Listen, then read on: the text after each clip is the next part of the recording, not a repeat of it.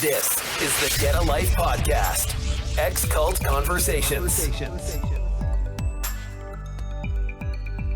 With us, we have Peter with us, and we have a special guest, Michael Bachelard.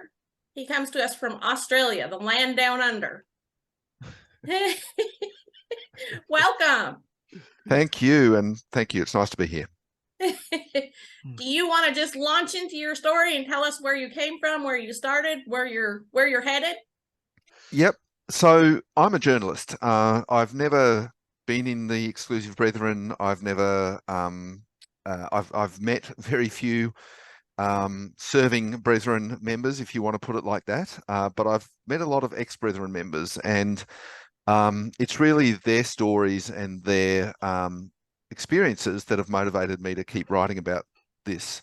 I started way back in 2006, and I just that year been appointed as an investigative reporter at the Age newspaper, which is one of a major Australian newspaper and based in Melbourne, Australia. And at that point, there was a lot going on politically between the Brethren and the opposition leader in New Zealand and the government in New Zealand. At that time, they had put private detectives on to tail the then Prime Minister Helen Clark and her husband in the attempt to prove that one or other or both of them were in fact closeted or hidden gay, and to expose this and therefore help their friends in the National Party, the Conservatives, to get elected. When this came out, there was a lot of disbelief, but also kind of amazement.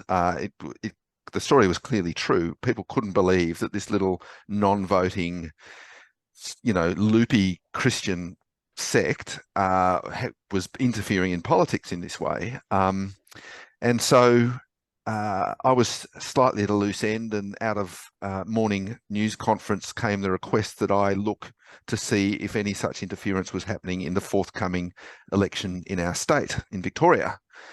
So I rang a few of my contacts in the political sphere and found out very quickly that yes, these kind of conservatively dressed men in brown trousers and short sleeved shirts had indeed been dropping into the offices of the then conservative opposition and offering their support at the forthcoming election. So I wrote that story simply as a kind of, hey, this is a bit interesting and scandalous, as a news story, and didn't think much more of it until I got a call from an ex-Brethren member called Warren McAlpin. And Warren at that point, certainly in Victoria, but really also in Australia, was one of the key kind of, like, if podcasting existed in 2006, he'd have probably been doing a podcast like this. He was aggrieved at the terrible things that had happened to him and his family. His business and family had been removed from him, overnight while he was at work. He got back to an empty house after his day at work. He'd been through the whole family court mill and at enormous length. I think my memory's a bit old on this. I think I'm right in saying he'd been, there'd been 13 separate cases to try and get at least access to his two boys, and of course, they'd all failed, as they do, and he'd finally, mentally, spiritually, financially bereft. He'd given up the legal fight, and he changed his fight to the public domain. And in those days, so I think we were in the second iteration of the kind of chat groups that sprung up for ex-Brethren members. It was called Peebsnet, Peebs.net, run by Tim Twynham. In Vermont, and he was kind of quite active on that, as were many others. And anyway, Warren rang me and said, you've touched on the tip of an iceberg here. And he said two things that caught my attention. One was the suffering from this group is immense and virtually untold in Australia. And they are very close to the current government federally. So we were talking about a state election where I just established that they were cozying up to the Conservatives. Nationally, at the federal level, a Conservative government was in power, the government of John Howard, and that John Howard actually happened to represent the constituency that Bruce Hales lived in.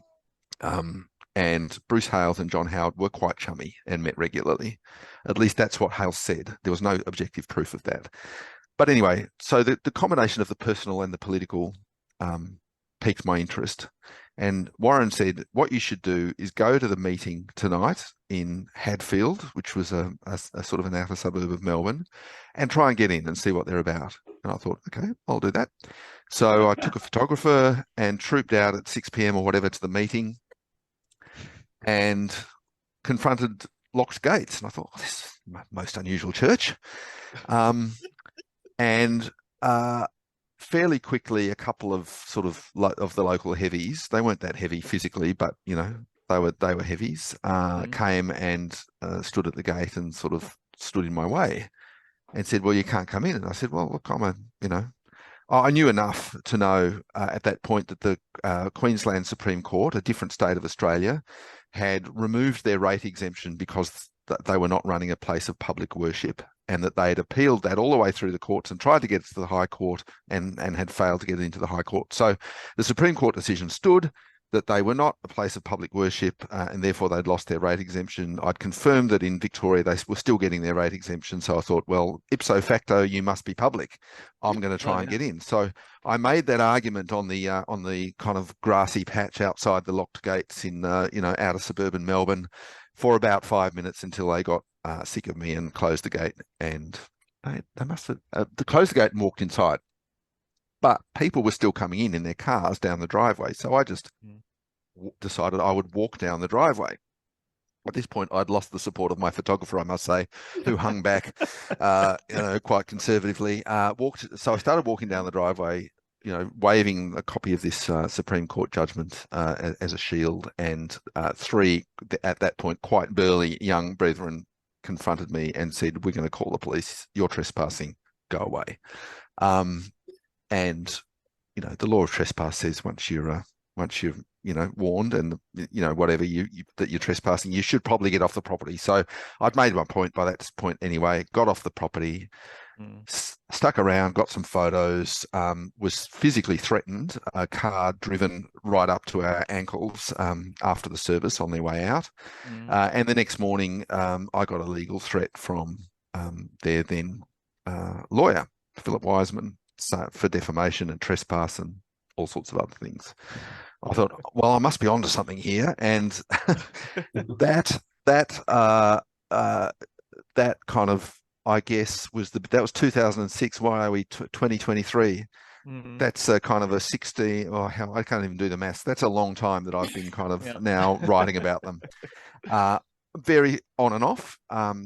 And sporadically, but in 2008, a publisher rang me up and said, "Listen, you've written so much about these people, you probably should write a book, shouldn't you?" And I went, okay then. So I agreed to write a book, which was published in 2008, called Behind the Exclusive Brethren. And I'm incredibly, I guess, I grew up in a very normal, very loving household. I love my brother and sister. I talk to my mum, weekly. It's, I still find it astonishing what people in the exclusive brethren are prepared to do to their family members by excluding them, by following, I don't know what they call it, the first family or whatever, and not the natural family. I'm astonished by that. I'm astonished by the resilience of people who come out, but I'm astonished by the kind of the factory of grief that it is. And in my book, I those first two things, that on that very first day that I'd written about them, that motivated me, the personal stories and the political, they essentially became the two halves of my book. And they still motivate me really in being interested in these guys. And I remember really strongly, there's a chapter in my book about all the goings on in Albury. And I chose Albury because there are a few cases there that were really stark, of various kinds. And Bruce D. Hale's uncle had delivered a fire-breathing sermon about how terrible Albury was and that kind of thing. There was an awful sexual abuse case in Albury, which ended at finally these unbelievably brave little girls took on the Brethren hierarchy and got a guilty verdict, and the perpetrator went to jail. That story was heartbreaking. There were bomb threats to the court. It was phenomenal. So I did a chapter on Albury, but then I did a chapter on another family called the Alderton family. And what really struck me about them was the Allison, the mother, who by the time I was interviewing her was very old, had been shut up with her husband. So sorry, a couple of her daughters had left. It strikes me that there's a bit of a pattern where women or girls tend to leave shortly after adolescence and before getting married, and men tend to leave in middle age when over kind of business or family disputes or this kind of that seems. Now, I mean, there are people in this room who don't fit that mold, obviously, but that is a bit of a pattern. Interesting. Yeah.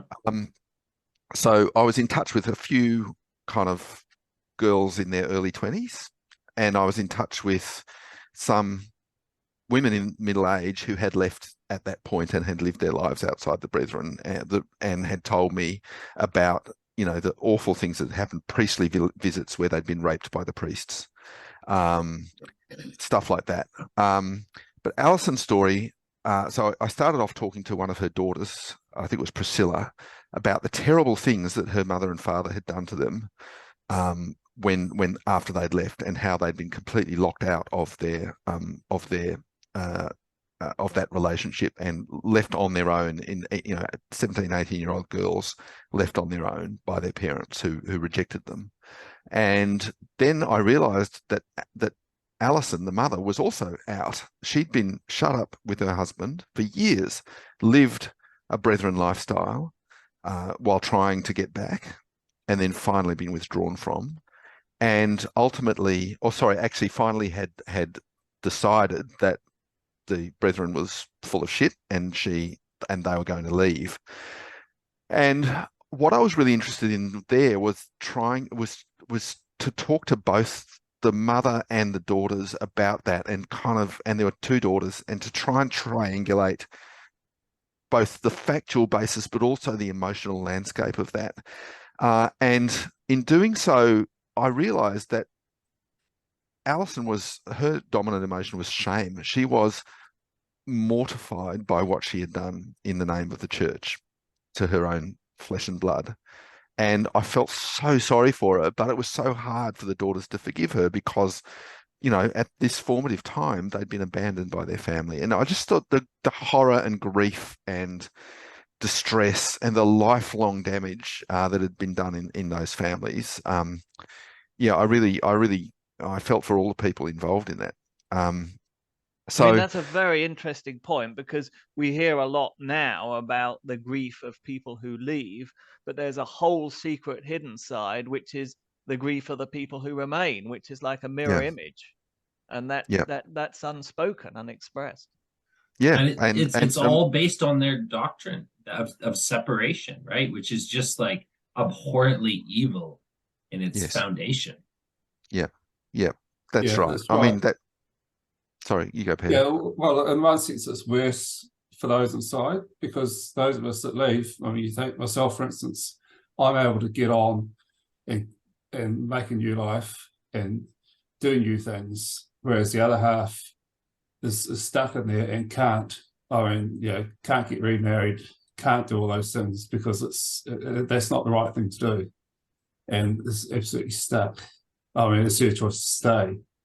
But it's not really choice, though, is it, Peter? I don't think. You grapple with this idea of choice. Yeah, that's right. Yeah, I mean, the only choice is to stay or to leave and lose contact with all her family, all her grandchildren, and everything. So yeah, it's absolutely heartbreaking.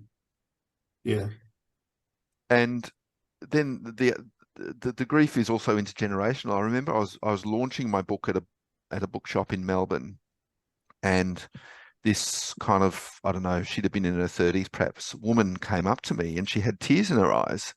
And she said, I was in the Brethren until I was 3 years old. I don't remember it. But I can't remember if they were withdrawn from or they left. I can't remember. But she said her life was populated by empty chairs, the aunts and uncles, the grandparents, all the other relatives, the friends and so forth of her parents, the life of her parents that they talked about. She felt, even though she had no memory herself of being in the Brethren, that the grief and loss of being withdrawn from was kind of intergenerational. That really struck me, actually. And it's very sad. Yeah. I mean, it's one of the things that characterizes the Brethren. I mean, they're very similar in many ways to Jehovah's Witnesses and other cults. But the thing that really sets them apart is the fact that everyone is born into it. And that makes a big difference in terms of the depth of indoctrination, because while, the typical cult, they prey on vulnerable people, they induce them to join with love bombing, and then when it all goes pear-shaped, those people will revert to their previous existence, their previous pre-cult personality. Yeah. But for those of us who were born into it, as everyone is, there's nothing to go back to. So when you leave, there's no reference point of normality to return to. You've always been in this weird bubble.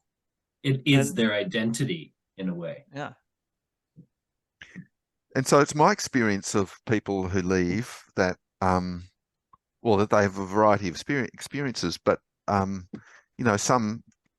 maintain a strong connection to a Christian faith.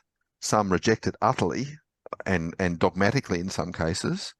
Some become just party animals, really, and urge everybody else to just get over it and forget about it. It's, what's the point of kind of carrying on about it? And others want to see, some kind of redress or justice, and maybe end up doing a podcast or going to the media or whatever else. But there are a lot of ways of dealing or I guess of constructing a post-cult personality, because you've got, as you say, Richard, nothing to refer to other than what you're born with. And one of the things that amazes me, actually, and I think there's quite a good study in the Exclusive Brethren about human nature, is why it is that despite the depth and breadth and aggression of the indoctrination, that some people, particularly young women, it seems to me, at 17, 18, go, no, this isn't for me. And that kind of spark of free will and kind of guts and chutzpah, which says, I can, despite all the warnings that, I heard one story about a mother telling her daughter, if you leave, I hope you get raped by the time you get to the end of the street, because then you will know how bad the world is.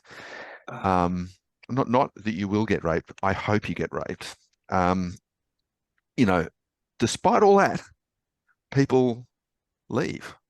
And that, I reckon, is, what does that say about the kind of the human spirit and the inability of even the heaviest handed, born in, bred in, multi-generational indoctrination can't crush it, defeat it. Yeah. No, that's very interesting. It's something I've noticed. I mean, I was driven out of the Brethren by a long period of extremely cruel treatment that eroded away, crumb by crumb, my faith. Whereas there's a few people, I think Lane would be one of them, who just never believed the stuff. And my uncle also, Richard Marsh, in England. I don't know, Richard. I did believe. I was a Christian for a long, long time. Right. Even after leaving. Okay. Yeah.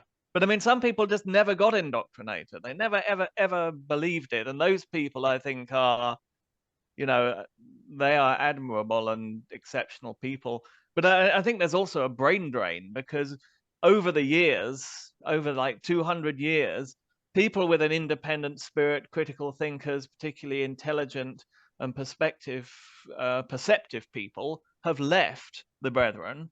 And of course, at the time of Aberdeen, this big crisis in very large numbers, and it's survival, it's evolution in action. They've now got a kind of a domesticated breed of humanity. You know, just like your domestic cow is less dangerous than a wild buffalo, the Brethren have been bred generation after generation. They've weeded out the independent spirits. They're evolving into a more docile subspecies of Homo sapiens. Is that right though? Because I mean, in recent times, there's been quite a few people leaving, haven't there? I mean, I just heard was listening last night to your podcast. I can't remember her name, but a young woman who's left. Heidi. Heidi. So it still happens. Yeah. Oh yeah, and there's a lot more than they leave. would want you to believe too. Yeah.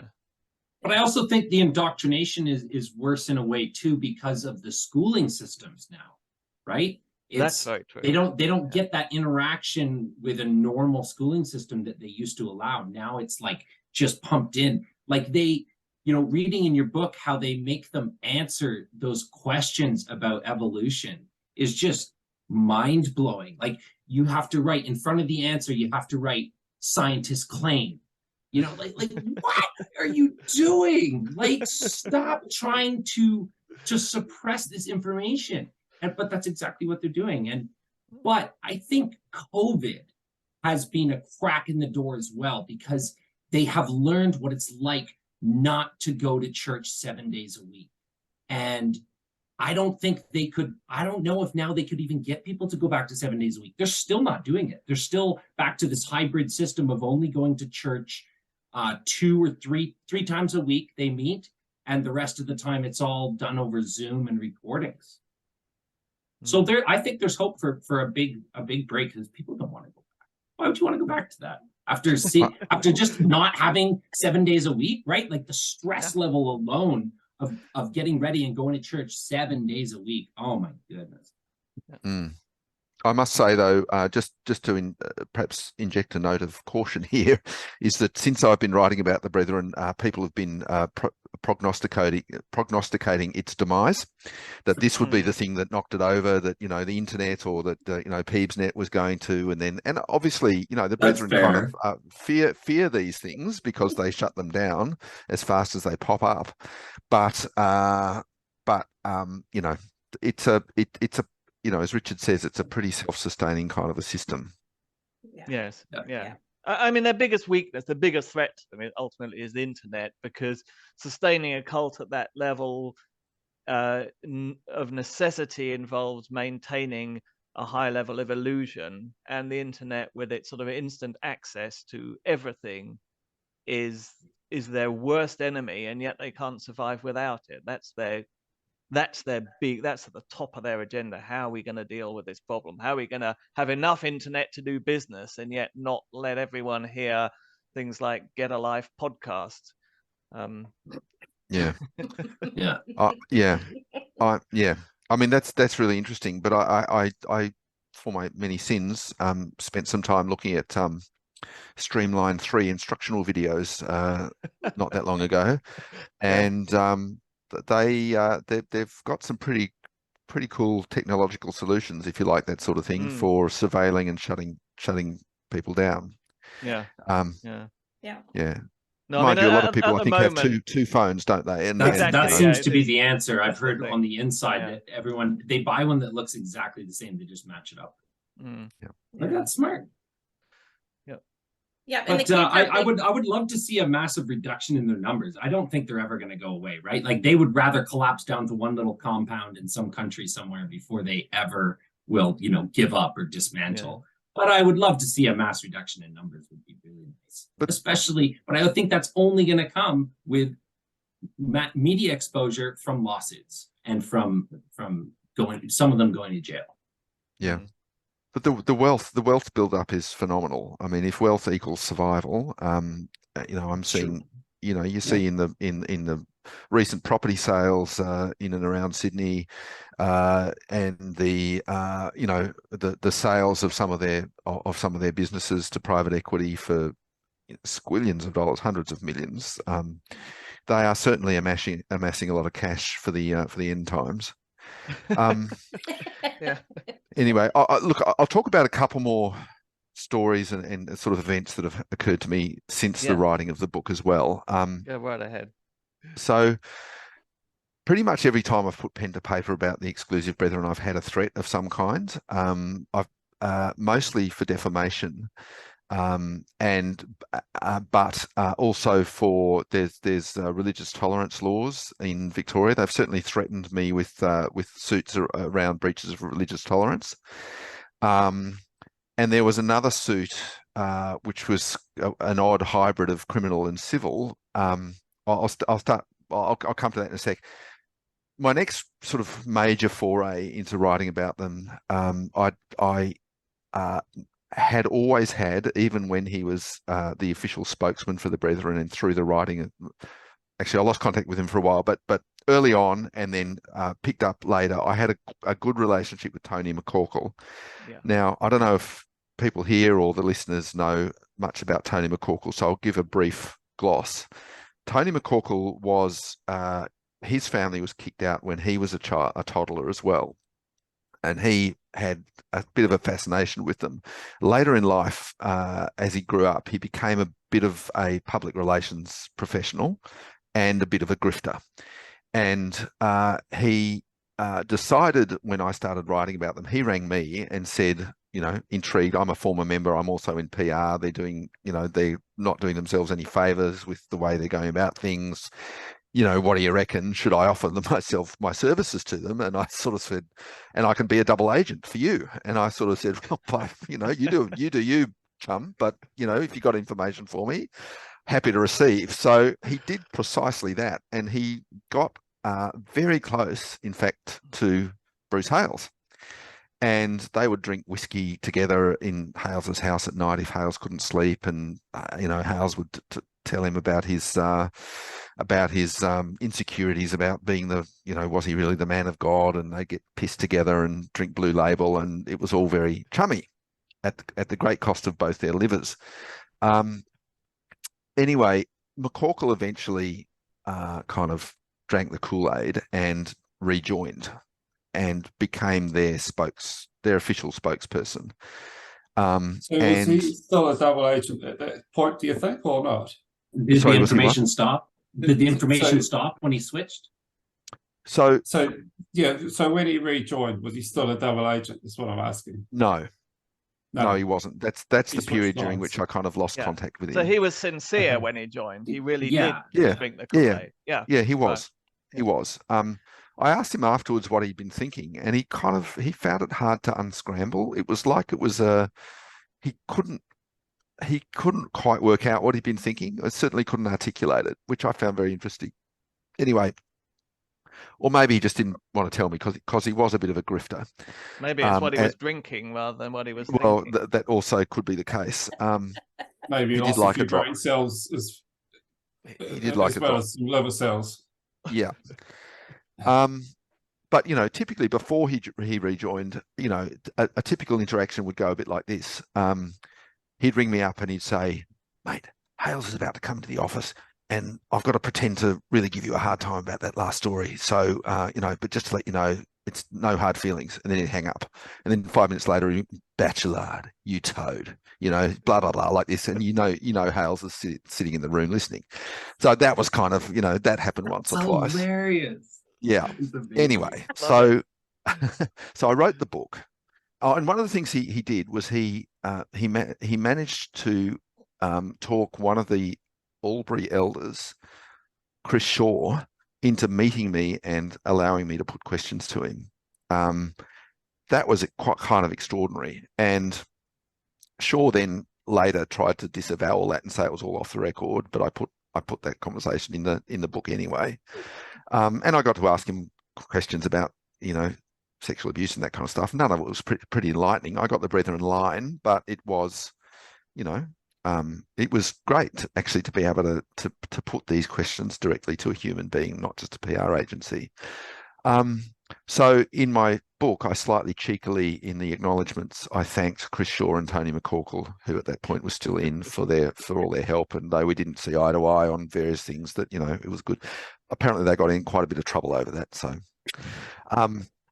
anyway, so bit later, I'm invited to address a cult conference in Queensland, and McCorkle turns up with his new young wife, who also ex-brethren, who he'd married, and they'd come out together. And he was sort of at this conference partly to talk to me, partly to, I think, you know, try and figure out what had just happened to him and all the rest of it. And some of the other ex-brethren there, mind you, were not best pleased to see him, and there was a bit of confrontation. Anyway, fast forward a few years. I'm talking to some sex abuse survivors from the Brethren and about how their cases were covered up. And I decided to ask McCorkle if he would reflect on that time, because I knew from previous conversations and from his name on press releases and things like that, that he'd been involved in these cover-ups. And he agreed to go on the record.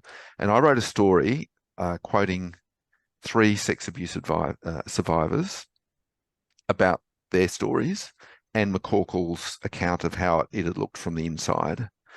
Now, the Brethren, it's safe to say, did not like that story, and they consulted a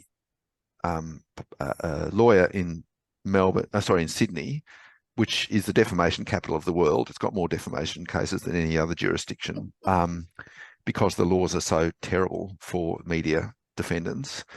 And this lawyer and the Brethren cooked up a plan where PBCC Limited, the company, which is a small company with only a small number of directors, but is the governing body for the church, could sue the Age and me for defamation, because, and what they had to prove was that we had defamed the company.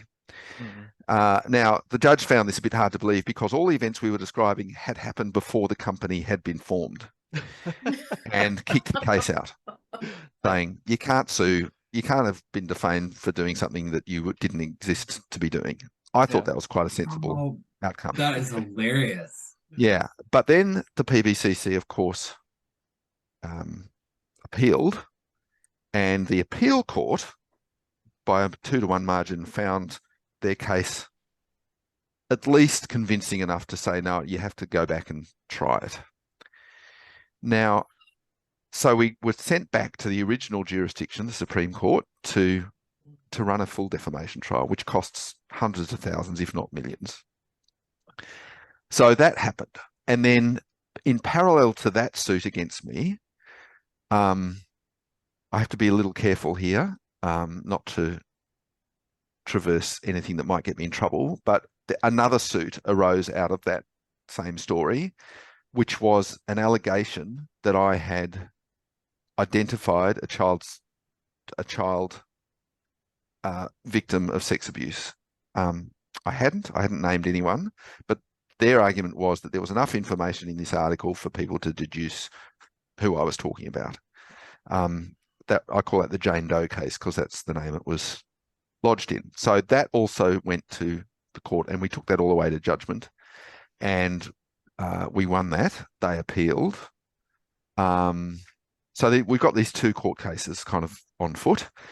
And around the same time, Laurie Wearmouth is being jailed in the UK for a breach of for contempt of court over a breach of privacy. Laurie Moffat was that? Sorry, what did I say? Laurie Moffat.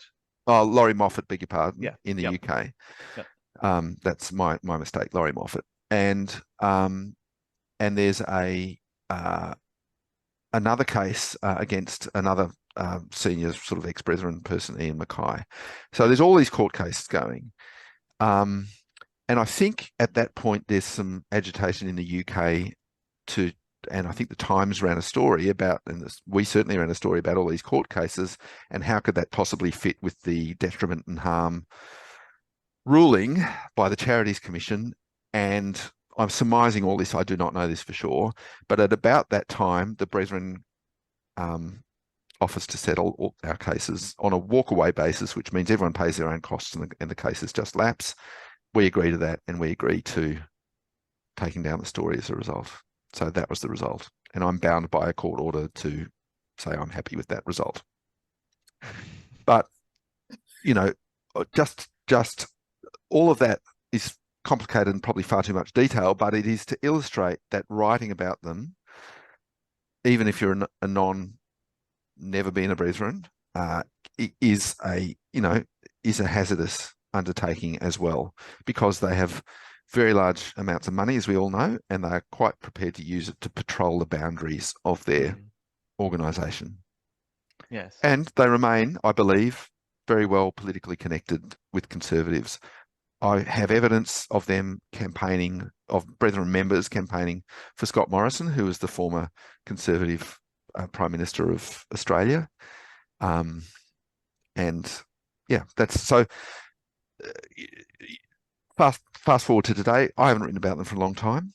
I'm quite interested in getting back into this space, and what I'm particularly interested in is case studies like yours, Richard, where they've used their finances and the courts, and as we know, against Lance Christie as well, the police and the prosecution services to take action against people who have left. And are trying to, as you say, establish themselves in their world and who they are, and in some cases suffering enormous mental health issues as a result. And the worldly courts and police seem content to do that, to help them do their dirty work, which I find astounding. Yes, absolutely. I mean, one interesting question that comes up is, you point out that Sydney is the defamation capital of the world. So equally, there must be places where it is a lot easier to write and to speak and to broadcast about them, jurisdictions where it would be difficult for them to come after you. Is that the case? Well, the US is the best example of a place where you can speak freely. Carmen, some of the things I've heard you say on this podcast and elsewhere, I don't think you could comfortably say in Australia. You won't get sued, but you might get shot. Yeah, well, that's true. Yes, I think on balance, I'd prefer the suit. I don't know. Carmen's got a couple of guns. She'll probably shoot back. Yeah. I'll just stick my goats on them. Yeah. That's right. And the UK has better laws than Australia too. Not by much, but yeah. They have had some recent law reform, which makes it harder certainly for organisations like the Brethren to sue. Yeah, I don't actually know if they'd try it again now, but I wouldn't put it past them. There's the Streisand effect, isn't it? It's always a big gamble that they can, and it's often happened to them, that they've drawn far more attention to an issue by suing than if they'd just let it go. But they don't seem to learn. Well, that's actually right. And look, my attention was initially drawn to them, and in many jurisdictions around the world, attention was drawn to them by their sort of ham-fisted political activism in the mid-2000s, taking out ads for George Bush in the New York Times, running massive, kind of campaigns, trying to fly under the radar, but not very well, against gay marriage and so forth in Canada. And their support of John Howard and anti-Greens ads and that kind of thing in Australia, and, tailing the New Zealand Prime Minister, for God's sake. Yes.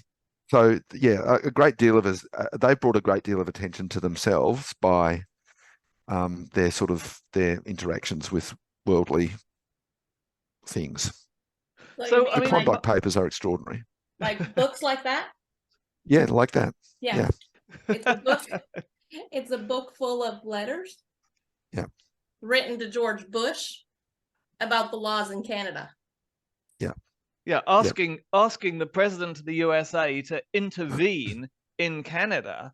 That's like asking the Prime Minister of New Zealand to intervene in Australia. It's different country. Wait, they wrote letters to the United States president to see if he would intervene in Canadian same-sex marriage laws? Yep. Yeah. Yeah. It's a little like Tucker Carlson, you know, the famous right-wing commentator was suggesting that the US should invade Canada to get rid of the socialists. See this letter? Thing. It's on behalf of Canadians, but 4 of the 7 signatures are from America. Yeah. And that would be Rob Scott. I didn't sign that. Yeah. Roddy Diplock, Chuck Truman, and Terry Markham. Yeah. That's the 4 American guys that are writing on behalf of Canadians. Yeah.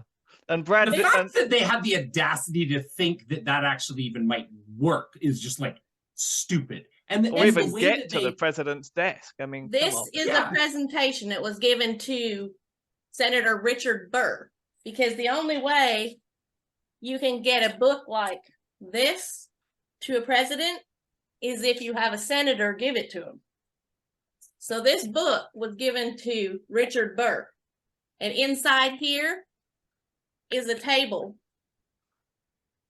This table is the Brethren's organization to go to government in elections. And there's 8 pages, I believe, in here of names. And what year is that, Carmen? 2006. Yeah, it's that period. Yep. So this apparently Bruce... this one is just a whole letter to, here's a message of encouragement from the Brethren to George Bush.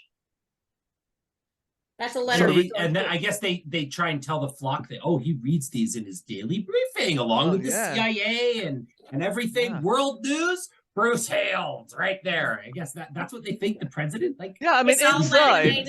It's coil bound. Yeah. And it was given to him by Senator Richard Burr.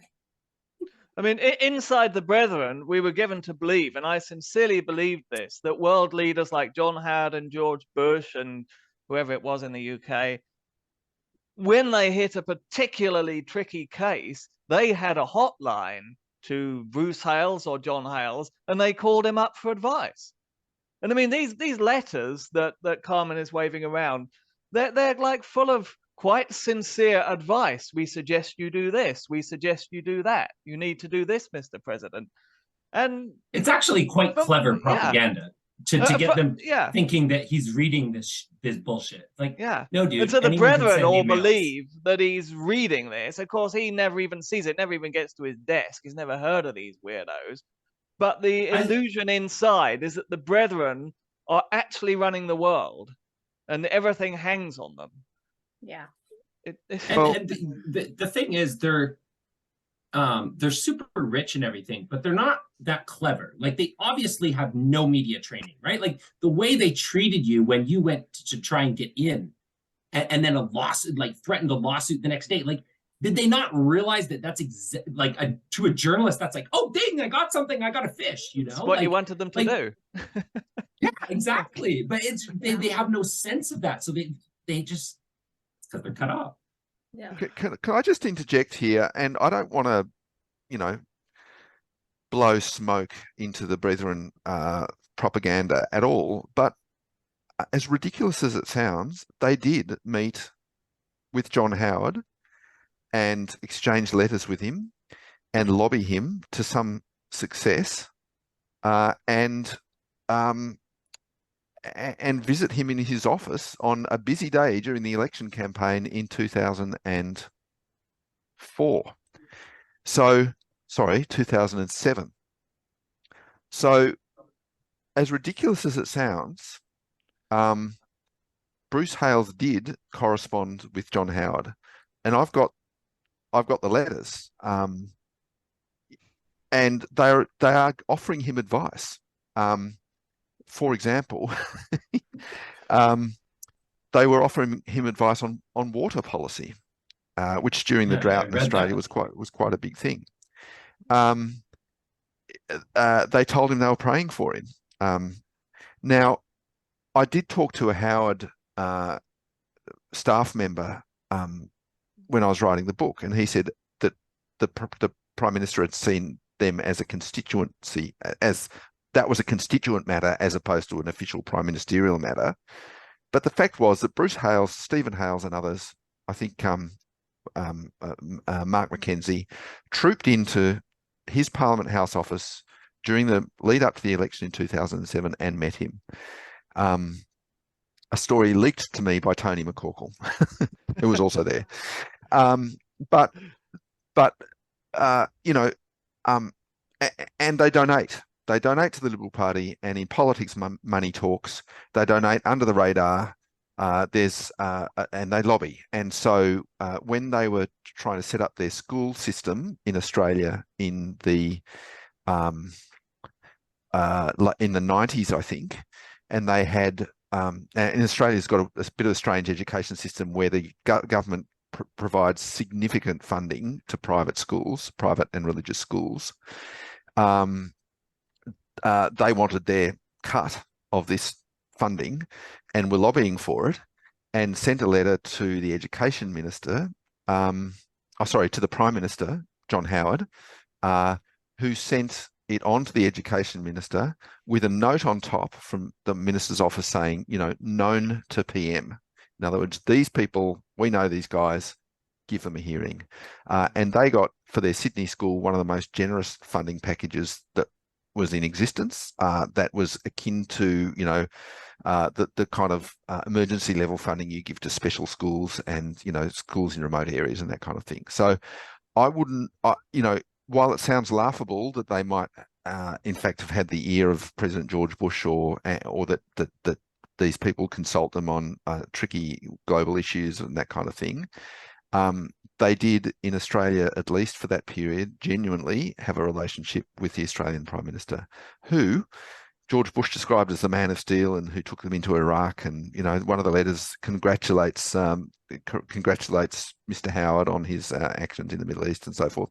So I'm not suggesting that he consulted them. I'm not suggesting for a moment that he consulted them on Iraq policy. I think that would be ridiculous.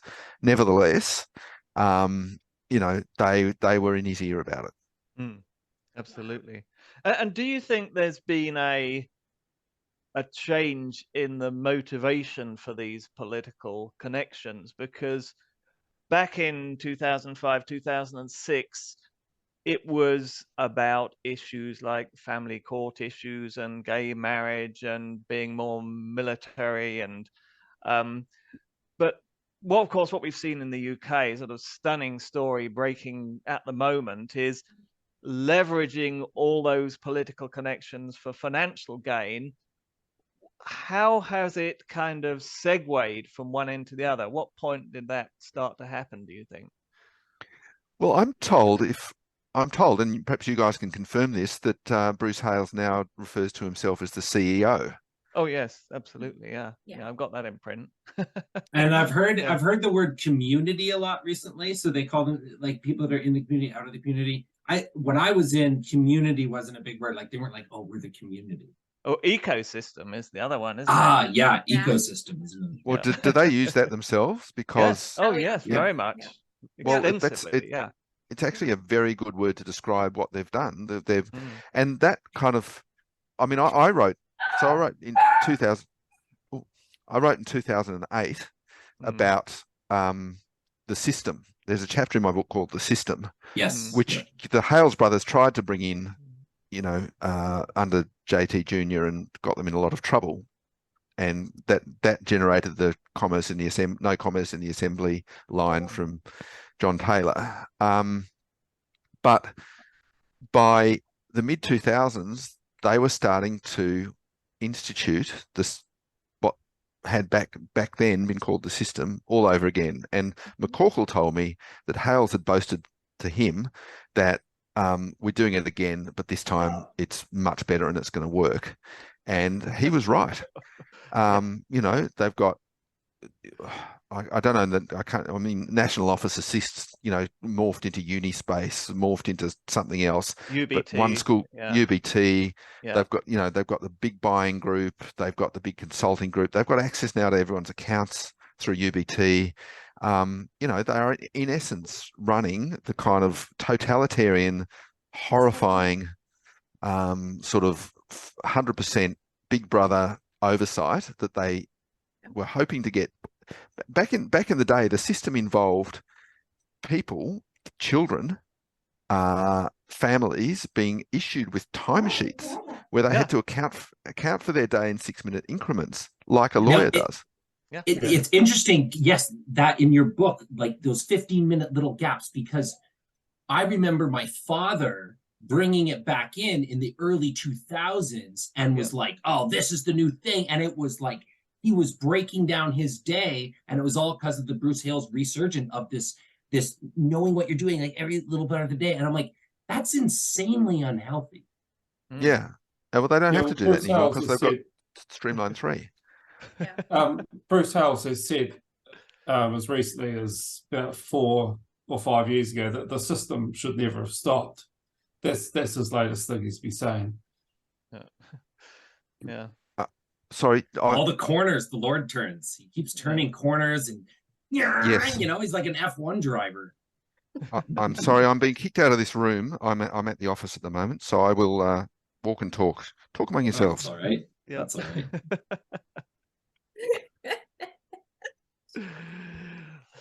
right. Well, so I've got some insider, news telling me how these people, the women are spending all day working for the co-op food stores. Campus Like and Co. Campus and Co. There it is, Campus and Co. The women are spending their entire day, all week, pretty much working hard hours for this grocery store that doesn't pay them for all this work. They're doing it volunteering, and they're spending time away from their families and all this stuff and not getting a penny for it. It's so disgusting. Well, and to make it worse, what they're doing is taking the tax deduction for the volunteer hours. So they get free labor, and then they take the tax deduction for the volunteer hours. Have you heard about this, Michael? I've certainly heard about it. Campus and Co. Yeah. Campus and Co. There is a lot. There is a lot. I mean, tax is another fascinating issue. I mean, I find the doctrine spoiling the Egyptians is, a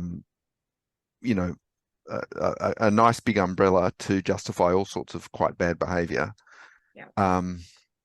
So you talked about the little timesheets, and he's gone into COVID documentation.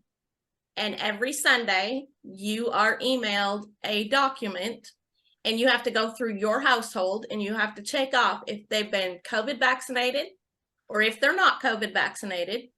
And if there's anybody in your household that has not been vaccinated, they're not allowed in any of the assembly halls or Campus and Co. or in the school. And that has to be filled out between 6 a.m. and 8 a.m. or you get a phone call and they chase down this document. And it's a once a week thing. And I've seen it, so it's not just a story. Insane. In fact, I have a copy of it.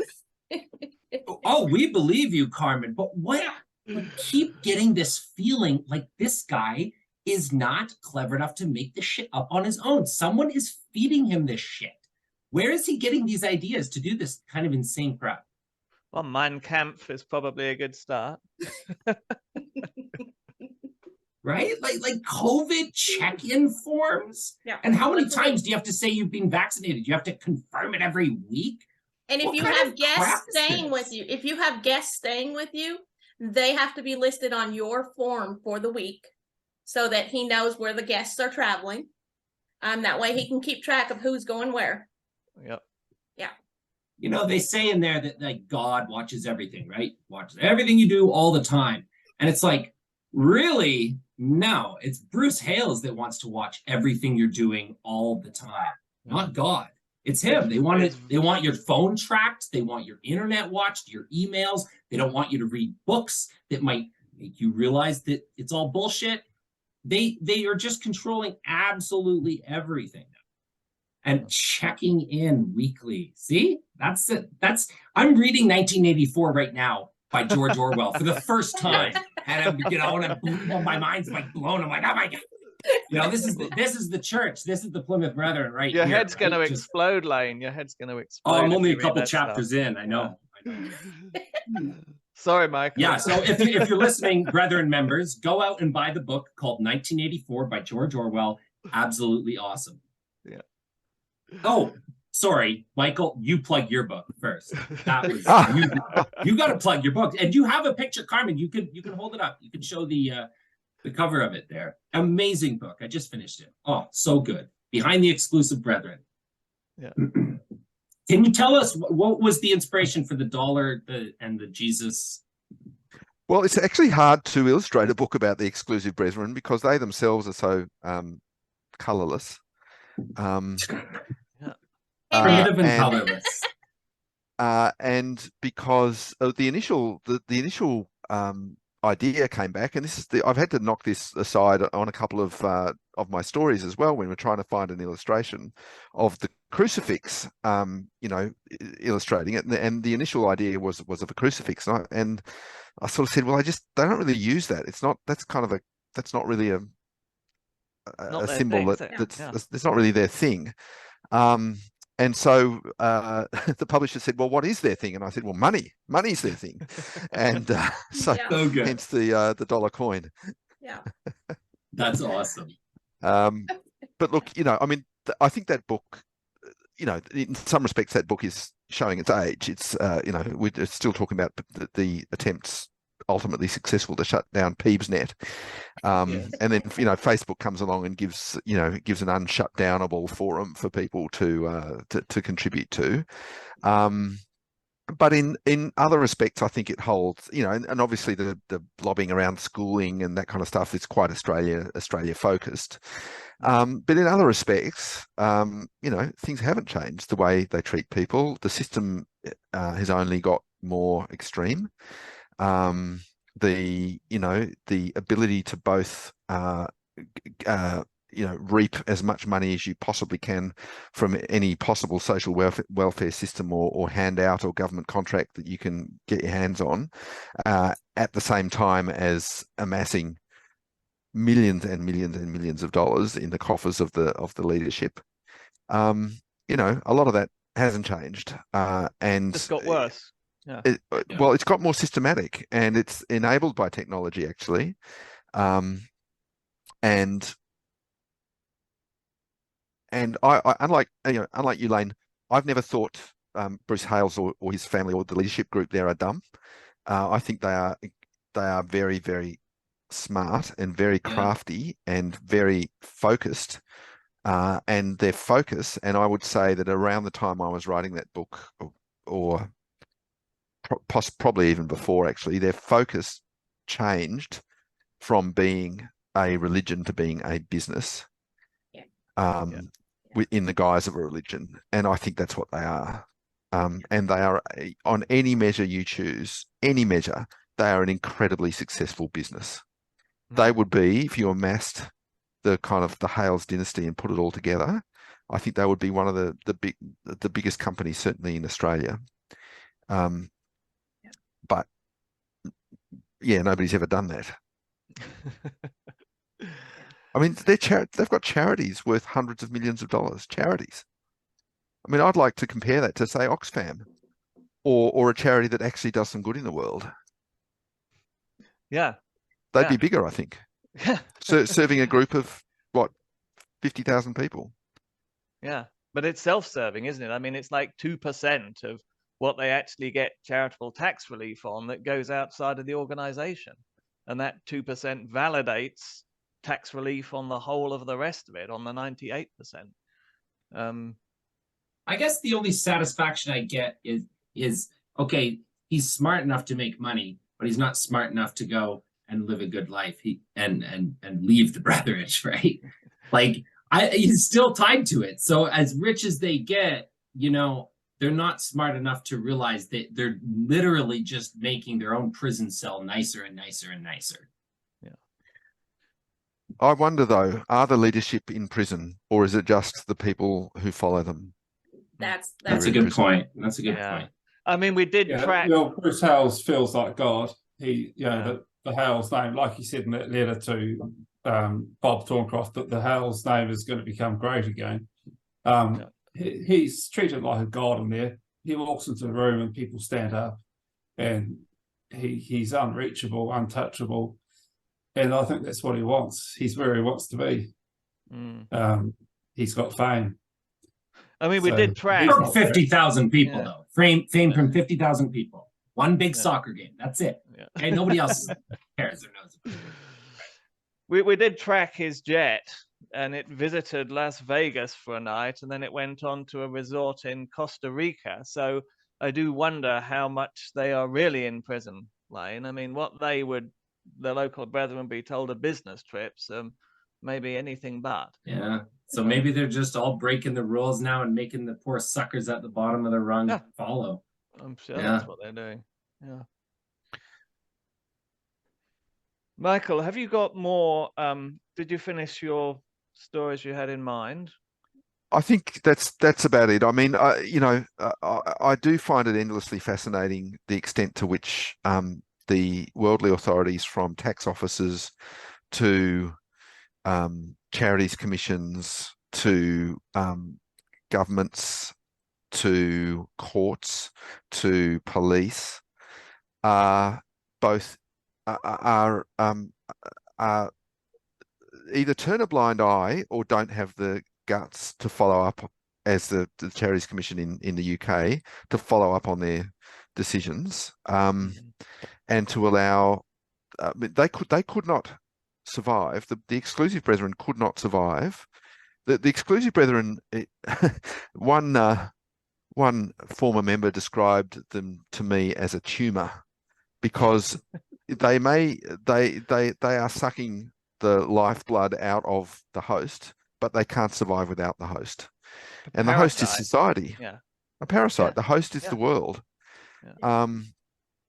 We give them religious freedom, as we should. Although I do have something to say about that. We give them, laws within which to conduct their business. We give them charity exemptions. We give them courts that are willing to enforce their rights. We give them social welfare, which they milk for all it's worth, if they can get away with it. We give them a tax system that allows them to, certainly in Australia, to run their businesses through trusts and make tax-free donations to schools, which sets up a tax-free network of money circulating through the brethren system. So we, society, give them all that, and in return they give us hatred, and separation and exploitation of former members and of our systems. So it's not that great a deal. The other thing the world gives them is ignorance. They do fly under the radar, as you say, Lane.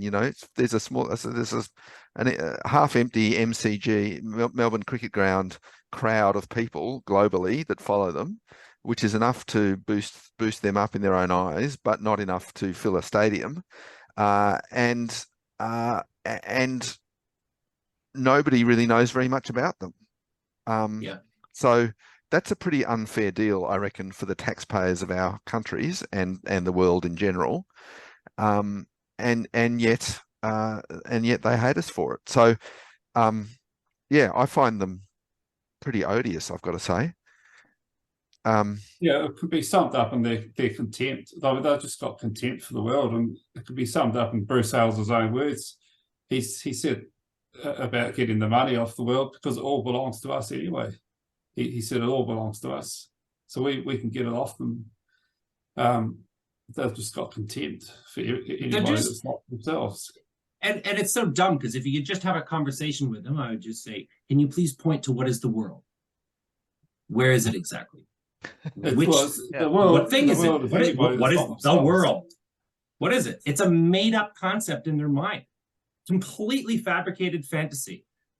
It's like, oh, Peter Pan has this place I can't visit. And the other thing is, because of their refusal to accept post-secondary education, they're contributing no inventors, no scientists, no musicians, no lawyers, no doctors, no nurses, no school teachers, no educators to society. All that they have to take from society. And yet they put nothing back. All they put back into the world is is businessmen and accountants and women who are basically slaves. And they And become obsessed with business. Sorry, go on. damaged people. Yes. The people who emerge from them damaged and grief-stricken, and often needing years of therapy or whatever else to kind of to get by. Yeah. Now, many of those people have great lives. I mean, I'm talking to a bunch of them, and there are many who have terrific lives and have no regrets whatsoever and are big contributors to society and all the rest of it. But that's on those individuals and society. It's not on the brethren. The brethren didn't do that. No, absolutely. Yeah.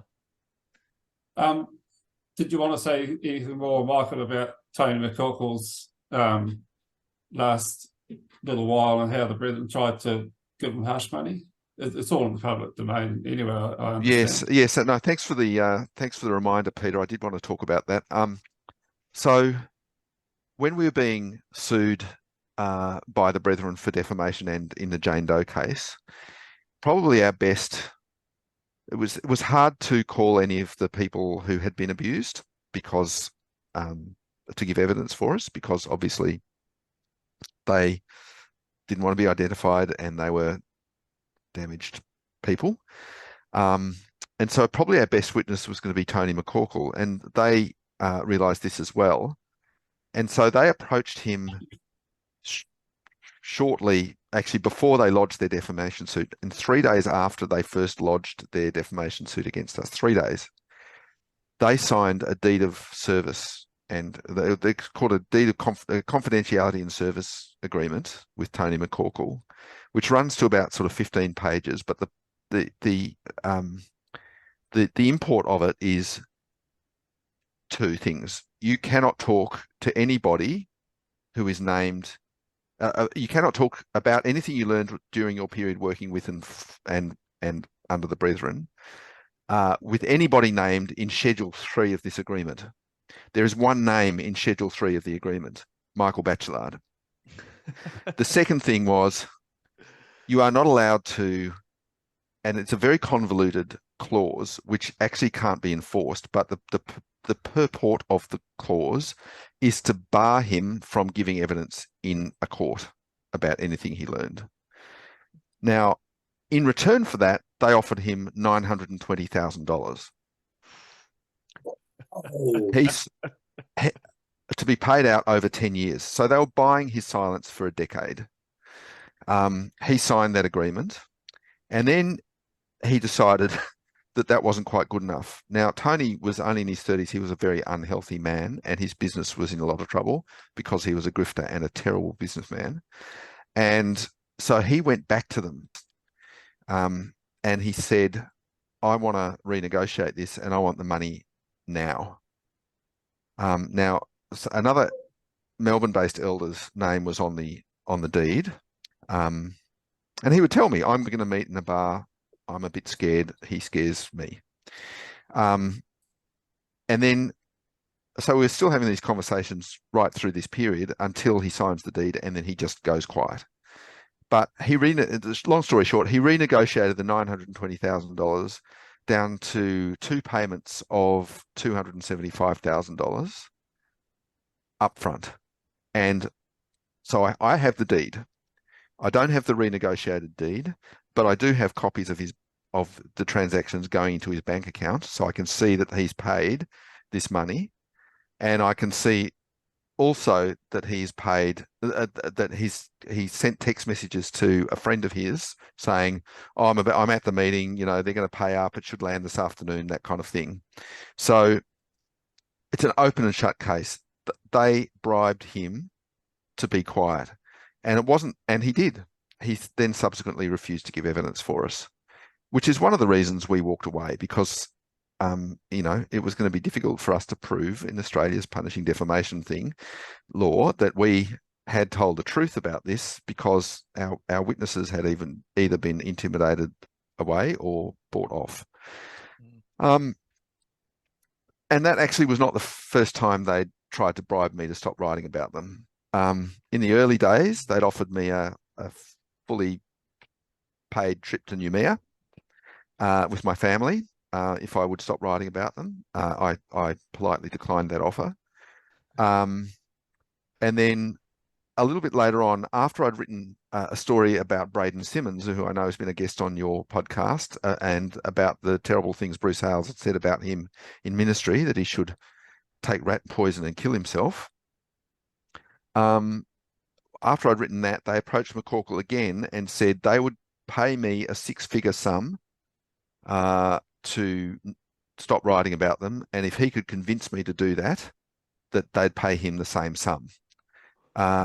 He told them that that was a bad idea because I would probably see that as an attempt to buy me off, and that would offend my ethical principles. And they took that advice and didn't, in fact, make the offer. But he told me about it, and I've seen the emails that are exchanged between them.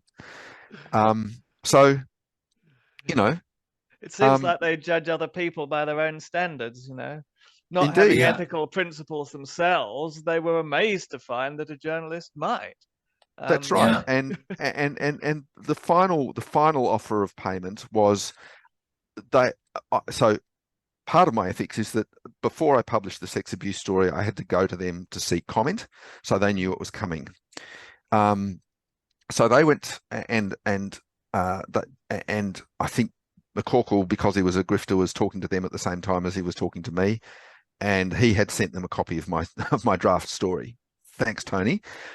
Which elicited a whole bunch of threats, and also they went to him and offered him $65,000 to basically say that I'd made it all up and disavowing the quotes from him that were in the story, and that I'd coerced him into giving the interview, and he'd been quoted out of context. So they made that offer to him pre-publication, basically, so that even if it was published, that it would land without any supporters. And McCorkle at that time was on my side, and in fact wanted to publish that fact. We decided not to, and that payment was never made. But I mean, I don't know how you deal with a group like that, except to just call them out within what the law allows. So I wrote all that up into a story. After the defamation suit had been settled and everything, I wrote all that up into a story and laid it out line by line, what I'd been offered, what he'd been offered, and what had ultimately happened. And I didn't hear a peep from them. They didn't even threaten defamation over that. They just were completely silent, which I think is probably the first story I've written about them that hasn't elicited some kind of threat. So, and then Tony McCorkle died. He died. Aged 37, he died.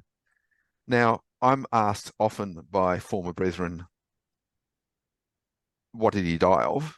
I've described it as natural causes, and I believe that to be the case. I can't guarantee he wasn't sort of slowly poisoned over 6 months or a year, but I don't think that's the case. I think he drank like a fish. I mean, I met him in a cafe at 11 o'clock one morning, and he said, let's have a whiskey instead of a coffee. He drank. He was morbidly obese. He was about 6'7". He was a huge man. And he was always, he like, when you would shake his hand, and it was like trying to wrap your hand. I've got a reasonably big hand.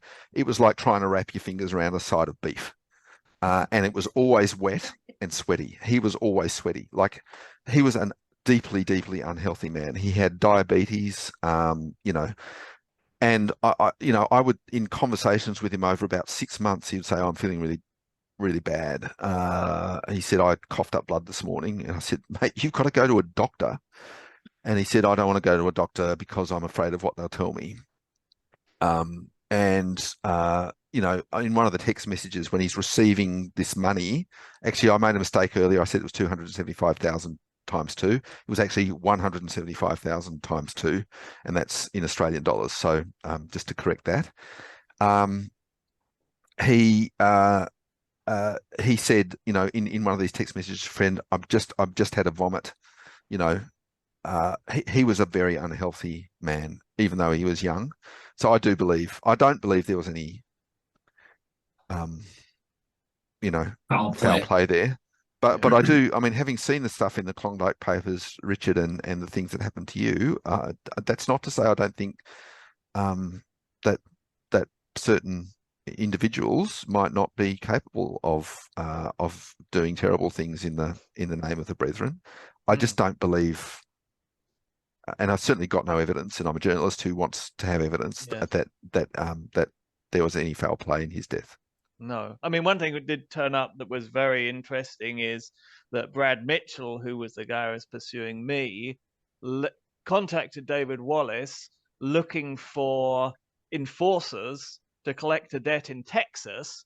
David Wallace put him in touch with a former Hales Angel boss. And they were seriously, and Brad Mitchell was seriously thinking this guy could go in and collect the money for him. The Hell's Angel boss said, look, it's not the Wild West anymore. You need a lawyer. You don't need an enforcer. So, I mean, it's in their head that they can do this stuff. It's part of the God complex.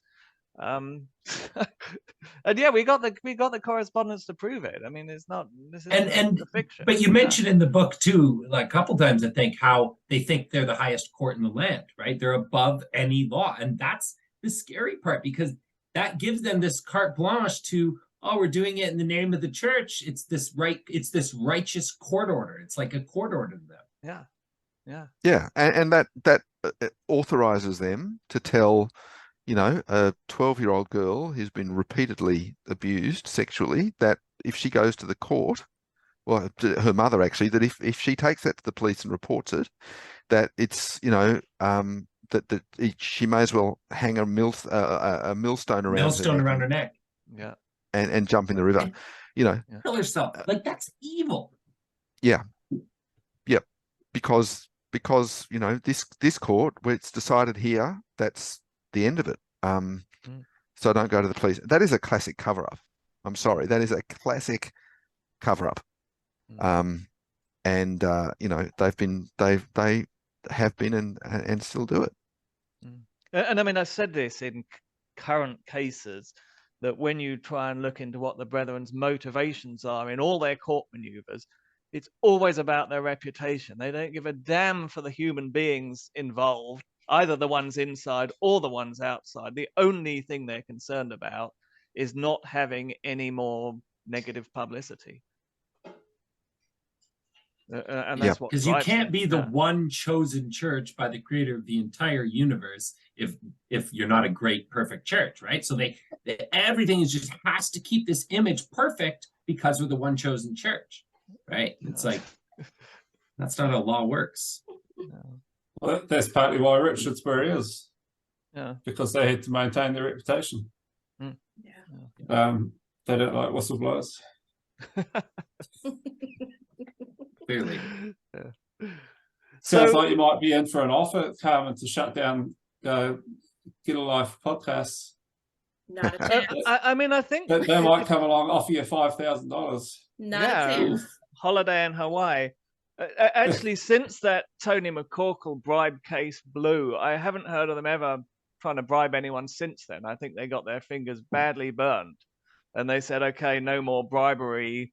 We're just going to go with intimidation and lawsuits. But is that the case, Michael? Have you heard of any other cases since you blew that one open?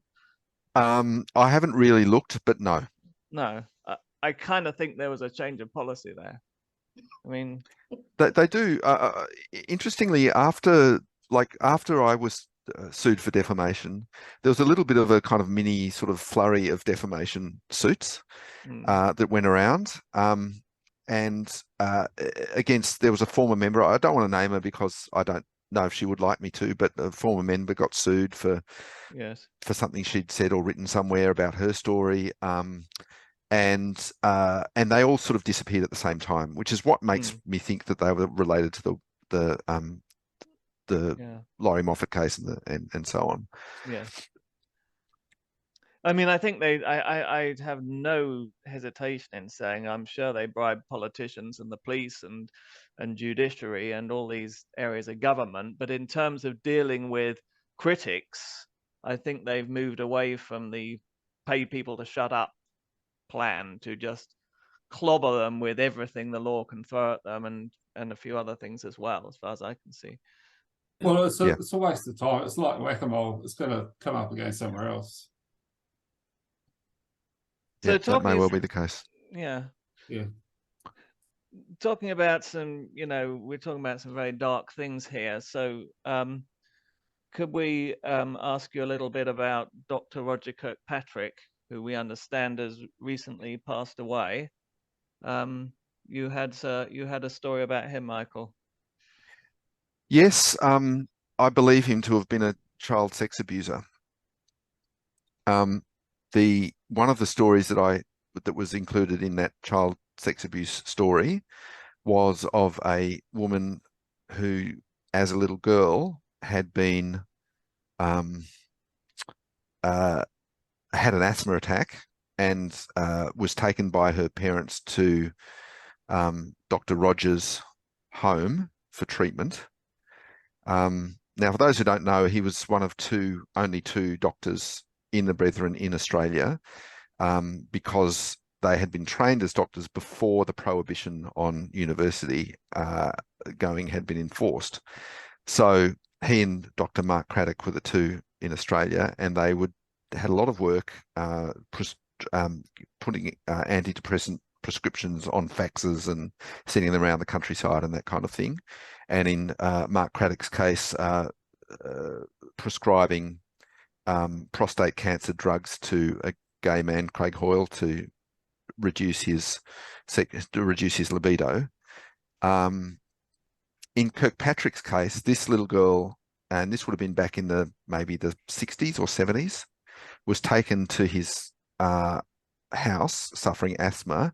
He tucked her up in bed, stayed with her all night, and then, in her words, did some things to her that he shouldn't have, and that he sexually abused her. Now, she didn't want to, and I didn't press her to go into details, but she was, decades later, still traumatized by that, but also particularly by her father's denial of it, because she told her father, and her father went to Dr. Roger, who was a leader in the local community and a respected elder, and said, this happened. And he went to him, and Roger denied it, and he came back to her and said, "You're lying. Dr. Rogers denied it, and I believe him."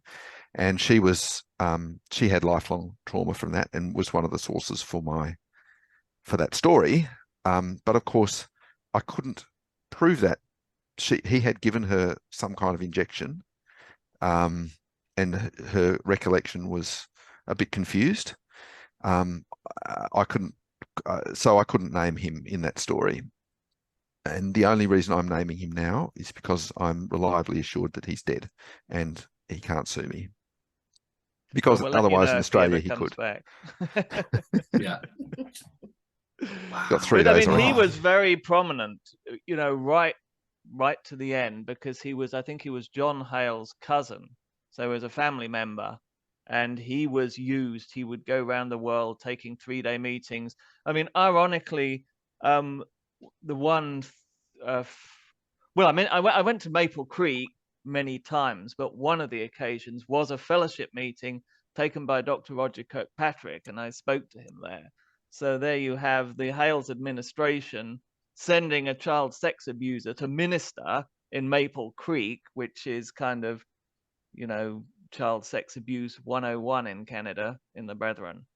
And it's just horrific, the irony of it. So I very much doubt he helped them much. Yeah. I met Dr. Patrick when I was 14 in Australia. My parents took me to him because I had problems, but they didn't know what, and no doctor would diagnose me with anything. So he sat down, and my parents are sitting next to me, and he's across from me. He says, "Oh, I've heard you have anger problems." And immediately in my head, I was like, I didn't think I did, but I started getting a little mad. And then he's like, "I bet I could say something to you right now, and you'd want to come across that table and punch me in the face." And instantly, I wanted to punch him in the fucking face. It was weird. I hated him from that second on. Like he would just the way he'd never said, hello, how are you? Sit down, nothing. That was what he said. You have anger problem? So I could say something that would make you want to come across and punch me. And I was like, that was it. You just said it. Yeah, he was a psychologist or psychiatrist. I mean, that was his field of study, which I suspect the Hales has found very useful because, I mean, the art of managing a crowd of people or influencing a crowd of people, it comes down to psychology. Yeah, maybe that's where he was getting some of his crazy ideas. I mean, when I was shut up and I had to live in my business premises for, I think I was there for 4 months, I became suicidal. I told the brethren, I told my priests, look, I'm suicidal. Get me some help. And they sent off all my case notes to Roger Kirkpatrick. And about 3 weeks later, he sent an email back. So I said, let's see the email. And my brother, who was in the brethren, also said to the priest, let's see the email. And oh no, I can't let you see the email because we've got to protect Dr. Kirkpatrick. So I don't know what the email said, but I was then sent to the Mayo Clinic to one of their, one of these psychologists that they have in their pocket there, that just, that treats all the brethren cases. And he interviewed me and recommended that I should have electric shock treatment, which I refused to do. But I kind of suspect that was what Kirkpatrick had suggested for me. But, yeah. The fact that you reported being suicidal and they didn't respond to you for 3 weeks is 3 weeks. Astounding and terrifying and terrible. Yeah. Wow. And on that note, I think Michael probably has to get back to work. I do have a few things to do. It's been amazing. Thank you so much for coming on. Yeah, Michael, we really appreciate it. That's a brilliant podcast. It's gonna get great ratings. And you've told us so much new stuff that hasn't been out there, or if it has, it's been lost and forgotten. So this is a real wake-up call for everyone. So really appreciate it. Well, and it's been a pleasure. You have a standing invitation. Whenever you want to break something, you just holler. Thank you. Well, yes, I will be at some point looking for case studies. So to share your story or be a guest on the show, email info.getalife@proton.me.